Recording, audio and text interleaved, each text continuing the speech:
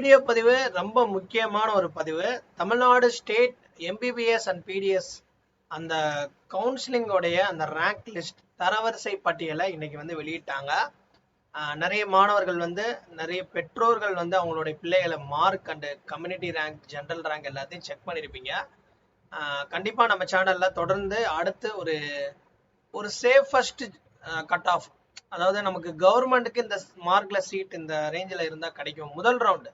ஏன்னா முதல் ரவுண்டுக்கு அப்புறம் தான் நமக்கு அந்த ஷிஃப்டிங்ன்ற ப்ராசஸ் நடக்கும். ஷிஃப்டிங் ஐ மீன் நமக்கு ஆல் இந்தியா கோட்டால நம்பர் ஆஃப் டாப்பர்ஸ் எவ்வளவு பேர் வெளியே போறாங்க, ஸோ அதை பேலன்ஸ் பண்ணி தான் நமக்கு ஸ்டேட்டோடைய அந்த கட் ஆஃப் உடைய க்ளோசிங் ரேங்க் அந்த க்ளோசிங் மார்க் வந்து முடியும். ஓகேங்க. ஸோ இந்த வீடியோவில் நான் வந்து நம்ம ஃபர்ஸ்ட் வந்து 7.5% ஹரிசாண்டல் ரிசர்வேஷன், அதாவது உள் ஒதுக்கீடுன்னு சொல்லுவாங்களே. ஸோ இந்த மாணவர்களுடைய இந்த ஆண்டுடைய கட் ஆஃப்ன்றது அதிகமாகவே உயர்ந்திருக்கு. ஸோ நம்மளுடைய அனலைஸ் படி பார்த்தீங்கன்னா ஒரு சேஃப் இந்த ரேஞ்சுக்குள்ள இருந்துச்சுன்னா முதல் ரவுண்ட்ல சீட் கிடைச்சிடும். ஸோ அதுக்கு கீழே இருக்கிறவங்களாம் அடுத்தடுத்த ரவுண்ட்ல நீங்க வெயிட் பண்ணீங்கன்னா கண்டிப்பா உங்களுக்கு கவர்மெண்ட் கிடைக்கும். அதோடைய அறிவிப்பு சொல்றதுக்கு தான் இந்த வீடியோ பதிவு நான் போட்டிருக்கேன். இந்த வீடியோ பார்க்குறவங்க கண்டிப்பா நம்ம சேனல் வாட்ஸ்அப் வந்து கொடுத்துருக்கேன். ஸோ கைடன்ஸ் வேணும் அப்படின்னா அதில் ஜாயின் பண்ணிக்கோங்க. நிறைய அப்டேட்ஸ் வந்துகிட்டே இருக்கு, நிறைய பேர் ஃபாலோ பண்ணுறாங்க. ஸோ நீங்க பார்க்கறது நீட் யூஜி தமிழ். தொடர்ந்து உங்களுடைய ஆதரவை கொடுத்துக்கிட்டே இருக்கணும். ஓகேங்க. ஃபர்ஸ்ட் வந்து நம்ம 7.5 ரிசர்வேஷன் பார்க்கறதுக்கு முன்னாடி நமக்கு சீட் மேட்ரிக்ஸ் தெரியணும். ஏன்னா சீட் மேட்ரிக்ஸ் தெரியாம நம்மளால வந்து ஒரு கட் ஆஃப்ன்றது எடுத்துக்கிற முடியாது. தமிழ்நாட்டை பொறுத்தவரையும் உங்களுக்கு எல்லாருக்கும் தெரிஞ்ச விஷயம் தான். 36 பியூர் கவர்மெண்ட், ஒரு இஎஸ்ஐ சென்னையில் இருக்கக்கூடிய செமி கவர்மெண்ட், 7 கவர்மெண்ட்னு வச்சுக்கோங்க. 7 கவர்மெண்ட் கல்லூரியில மொத்த இட ஒதுக்கீடு லாஸ்ட் இயர் நீங்க 7.5 எடுத்தீங்கன்னா 36 கவர்மெண்ட் கல்லூரியில நமக்கு 318 சீட். அதுல ஓபன் கேட்டகரிக்கு 99, BC 84, BCM 11, MBC 64, SC 48, SCA 9, ST 3. அதே இது சென்னை இஎஸ்சில டோட்டலா 7 seat, OC 2, BC 2, MBC 2, SC 1. ஓகேவா? சோ அப்படி இருக்கும்போது நமக்கு டோட்டலா இந்த 37 கவர்மெண்ட் கல்லூரியில 7.5% மாணவர்களுக்கு மட்டும் 325 சீட் லாஸ்ட் இயர் கொடுத்திருக்காங்க. இது லாஸ்டோடைய கணிப்பு.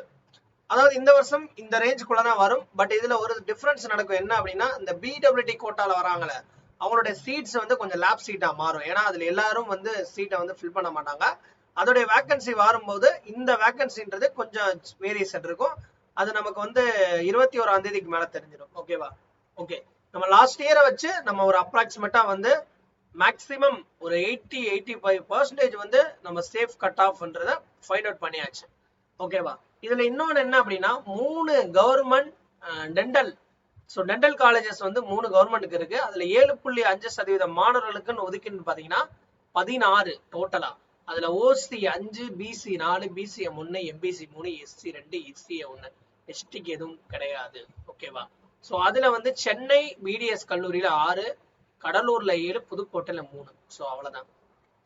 நெக்ஸ்ட் வந்து நம்ம செல்ஃப் ஃபைனான்சிங். செல்ஃப் ஃபைனான்சிங் மொத்தம் பாத்தீங்கன்னா 21 செல்ஃப் ஃபைனான்சிங் மெடிக்கல் கல்லூரியில இதுல வந்து 144 சீட் வந்து 7.5 ஒதுக்கீடுல வரக்கூடிய மாணவர்களுக்கு. அதுல open category 45, BC 38, BCM 5, MBC 28, SC 21, SCA 5, ST 2. ஓகேங்க. இது வந்து 144 செல்ஃப் ஃபைனான்சிங். பிரைவேட் கல்லூரி பாத்தீங்கன்னா பிரைவேட் யூனிவர்சிட்டியில சீனிவாசன் மெடிக்கல் கல்லூரியில திருச்சியில 5, ஸ்ரீ வெங்கடேஸ்வரா சென்னை 6, தனலட்சுமி சீனிவாசன் 6, பெரம்பலூர். டோட்டலா 17 சீட்ஸ் வந்து பிரைவேட் யூனிவர்சிட்டி. ஓசி 5, பிசி 5, எம்பிசி 4, எஸ்சி 3. இந்த செல்ஃப் ஃபைனான்சிங் பிரைவேட்டை சேர்த்தா நமக்கு ஒரு 161 சீட்ஸ் கிட்ட வருது. ஸோ 161 சீட்ஸ் லாஸ்ட் இயர் வச்சு.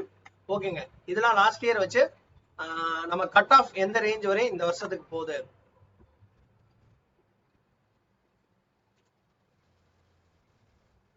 ஓகே. நம்ம சீட் மேட்ரிக்ஸ் பார்த்தாச்சு. லாஸ்ட் இயரை வச்சு இந்த இயருக்கு கம்பேர் பண்ணும்போது நமக்கு வந்து ஒரு ஓப்பன் கேட்டகரியில போகக்கூடிய அந்த ஸ்டூடெண்ட்ஸ் உடைய கவர்மெண்ட் கோட்டான்னு எடுத்தீங்கன்னா 562 மார்க் வரையும் சேஃப், 101வது ரேங்க் வரையும் இவங்களுக்கு வர்றதுக்கான சான்ஸ் இருக்கு. இதுலயும் வந்து நமக்கு குறையுமான்னு கேட்டா டிபெண்ட்ஸ் அப்பான் அந்த 3, அதாவது நியூ மெடிக்கல் காலேஜ் வந்து பிரைவேட்டா வந்து சொல்லியிருக்காங்க. அது உள்ள வந்துச்சுன்னா கொஞ்சம் இதுல வந்து ஒரு 5 மார்க்கோ அந்த ரேஞ்சஸ் இருக்கும். அதனால வந்து இந்த மார்க்கை பார்த்துட்டு அப்புறம் ஒரு ஓப்பன் கேட்டகரி ஸ்டூடெண்ட்ஸ் வந்து இருந்தீங்கன்னா, சார் அப்ப இதுக்கு கீழே இருக்கிறவங்க எல்லாம் கிடைக்காதா அப்படின்னு கேட்டா வெயிட் பண்ணுங்க. அவசரப்பட வேணாம். முதல் ரவுண்டுன்றது ட்ரை பண்ணுங்க. பட் செகண்ட் ரவுண்ட்ல வந்து சேஞ்சஸ் நிறைய நடக்கும். ஓகேவா? ஏன்னா டாப்பர்ஸ் இங்க இருந்து வந்து அவங்க பேலன்ஸ் பண்ணிட்டு மோஸ்ட் ஆஃப் டாப்பர்ஸ் வெளியே போறாங்க. அதே மாதிரி பிடபிள்யூடி சீட்ஸ் வருது அப்படின்னா நிறைய மாற்றங்கள் இருக்கும். ஓகேவா? அதனால வந்து ஃபர்ஸ்ட் ரவுண்டை பொறுத்த வரையும் ஒரு 562 வரையும் ஓப்பன் கேட்டகரிக்கு சேஃப். 101வது ரேங்க் வரையும் ஜெனரல் ரேங்க் முடியும். அதே இது self financing SF college government கோட்டாக்கு 545 வரையும் இவங்களுக்கு வந்து மார்க் வந்து சேஃப். 151 வரையும் இவங்களுக்கு அந்த ஜெனரல் ரேங்க் வந்து ஓப்பன் கேட்டகரிக்கு முடியும். ஸோ இதை தாண்டி வந்து நமக்கு 3 காலேஜஸ் வந்துச்சுன்னா இதோடைய வேரியேஷன் வேற மாதிரி இருக்கும். சீட் மேட்ரிக்ஸ் இந்த வருஷத்துக்கு ஃபைனல் பண்ணல. பட் இதுக்கு கீழே இருக்கிறவங்க பார்த்துட்டு சார் என்ன சார் இப்படி நெகட்டிவா நீங்க மோட்டிவ் பண்றீங்கன்னு கேட்காதீங்க. ஸோ இது வந்து லாஸ்ட் இயரோடைய அந்த மேட்ரிக்ஸை வச்சுதான் நம்ம பார்த்துருக்கோம். இதுக்கு கீழே இருக்கக்கூடிய ஒரு 5 மார்க் கம்மியோ 10 மார்க் கம்மியா இருக்கிறவங்க வெயிட் பண்ணுங்க. ஓகேவா? ஓகே, நெக்ஸ்ட் வந்து ஒரு எம்பிசி கேட்டகரியில பிசி சொல்லிடுறேன். பிசி கவர்மெண்ட் பொறுத்தவரையும் நமக்கு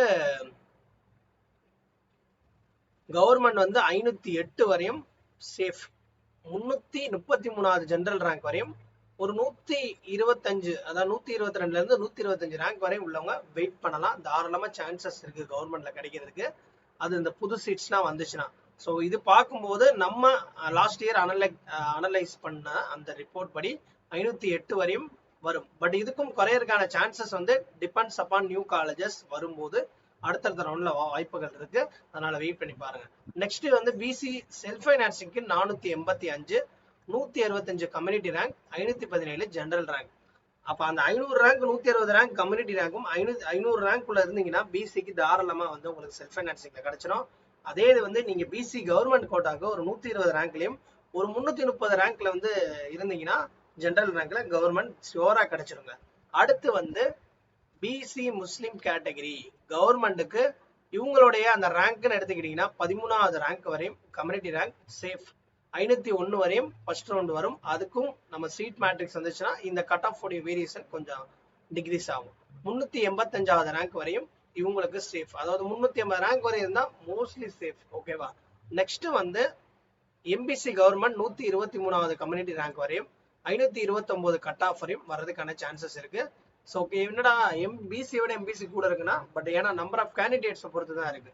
ஓகேவா? அப்படின்னு பாக்குறப்ப நம்பர் ஆஃப் கேண்டிடேட்ஸை பொறுத்து நாங்கள் செக் பண்ணும்போது 529 வரையும் கவர்மெண்ட்டுக்கே வருது. அதே ரேங்க் பார்த்தீங்கன்னா 217ங்க. ஸோ அடுத்து நெக்ஸ்ட் வந்து இவங்களுடைய அந்த எஸ்எஃப் காலேஜ் செல்ஃப் ஃபைனான்சிங் வந்து 516 வரையும் வருது. 155 கம்யூனிட்டி ரேங்க், ஜெனரல் ரேங்க் 284 வரையும் இவங்களுக்கு வருது. ஓகேவா? ஸோ அடுத்து நெக்ஸ்ட் நீங்க எடுத்தீங்கன்னா எஸ்சி கேட்டகரிக்கு கவர்மெண்ட்ல செல்ஃப் ஃபைனான்ஸ் அதாவது கவர்மெண்ட்ல 7.5 53வது ரேங்க் வரையும் கம்யூனிட்டி ரேங்க், 657 வரையும் ஜெனரல் ரேங்க் வந்து சேஃப். 650 இங்க ஒரு 50 ரேங்க் இருந்துச்சுன்னா உங்களுக்கு ஒரு 472 வரையும் வருது. ஸோ தாராளமா அதுக்கு கீழே இருக்கக்கூடிய ஒரு 5 மார்க் இருக்கக்கூடிய ஒரு 460 அந்த ரேஞ்ச்லாம் வெயிட் பண்ணி பாருங்க. ஓகேவா? ஏன்னா அதுல பிடிஎஸ் போறதுக்கான சான்சஸ் இருக்கு. பிடிஎஸ்ல 16 சீட்ஸ் இருக்கு. நியூ காலேஜஸ் உள்ள வருது அப்படின்னா அதோடைய சீட்ஸ் பேலன்ஸ் பண்ணும்போது ஒரு 5ல இருந்து 10 மார்க் உடைய வேரியேஷன் இருக்கும். அதனால இதுக்கு கீழே இருக்கிறவங்க கொஞ்சம் வெயிட் பண்ணுங்க. ஓகேவா? ஸோ அதுக்கு கீழே ரொம்ப மார்க் கம்மியா இருக்கிறவங்களாம் பிடிஎஸ்க்கு தான் அவங்களுக்கு கிடைக்கும். கவர்மெண்ட் எம்பிபிஎஸ் வந்து சான்சஸ் ரொம்ப கம்மி. அதாவது வந்து இந்த மார்க் நான் சொல்ற மார்க்கை விட ஒரு 5ல இருந்து 10 மார்க் உள்ளவங்க வந்து தாராளமா எம்பிபிஎஸ்க்கு வெயிட் பண்ணலாம். அதுக்கு கீழே இருக்கக்கூடிய மாணவர்கள் வெயிட் பண்ணீங்கன்னா பிடிஎஸ் தான் உங்களுக்கு சான்சஸ் அதிகமா இருக்கும். நீங்க பிடிஎஸ் எடுக்கலாம். பிடிஎஸ் பத்தியும் அடுத்த ஒரு வீடியோ பதிவுல நான் சொல்றேன். ஓகேவா? ஸோ எஸ்சி நம்ம பார்த்தாச்சு. எஸ்சி உடைய செல்ஃப் ஃபைனான்சிங் 72 வரையும் வந்து 27 கம்யூனிட்டி ரேங்க், 452 வரை வருது. ஜெனரல் ரேங்க் வந்து 859. ஒரு 452 மார்க் உள்ளவங்க செல்ஃப் ஃபைனான்சிங் எஸ்சிக்கு வந்து கிடைக்குது. ஸோ இதுலயும் பாத்தீங்கன்னா நியூ காலேஜஸ் வரும்போது கீழே இருக்கக்கூடிய அதாவது 552 கீழே இருக்கக்கூடிய ஒரு ஸ்டூடெண்ட்ஸ் வந்து ஒரு 5ல இருந்து 10 மார்க் உள்ளவங்க வெயிட் பண்ணி பார்க்கலாம் 2வது ரவுண்ட் வரையும். ஓகேவா? ஸோ நெக்ஸ்ட் வந்து எஸ்சிஏ கவர்மெண்ட்டுக்கு 11வது ரேங்க் வரை 11 கம்யூனிட்டி ரேங்க் வரையும் சேஃப். 491, 477வது ரேங்க் வரையும் கம்யூனிட்டி அது ஜெனரல் ரேங்க் வரும். அதே இது வந்து எஸ்சிஏ உடைய செல்ஃப் ஃபைனான்சிங் 16 வரையும் வருது கம்யூனிட்டி ரேங்க், 473, 636 ஓவரால் ரேங்க்ல அவங்களுக்கு க்ளோசிங் ஆகுது. அதே இது எஸ்டி அடுத்து எடுத்தீங்கன்னா கவர்மெண்ட்டுக்கு 3வது ரேங்க் இருக்கிற 3 ரேங்க் இருக்கக்கூடிய ஒரு கேண்டிடேட்ஸ் வந்து சேஃப் 440 கட் ஆஃப் 1032 வரையும். அதே இது வந்து எஸ்டில செல்ஃப் ஃபைனான்சிங் வந்து 5 ரேங்க் வரையும் இருக்கிறவங்க safe community rank. General rank வந்து 1393 411 வரையும். ஸோ நான் சொன்ன கட் ஆஃப்ல இருந்து ஒரு 5ல இருந்து ஒரு 5 மார்க் வரையும் கீழே வெயிட் பண்ணுங்க. அடுத்தடுத்த ரவுண்ட்ல வந்து சான்சஸ் இருக்கும். ஏன்னா புது காலேஜஸ் வந்துச்சுன்னா மேபி லக் தான் நமக்கு. ஓகேவா? ஸோ தேங்க்ஸ் ஃபார் வாட்சிங். அடுத்து நெக்ஸ்ட்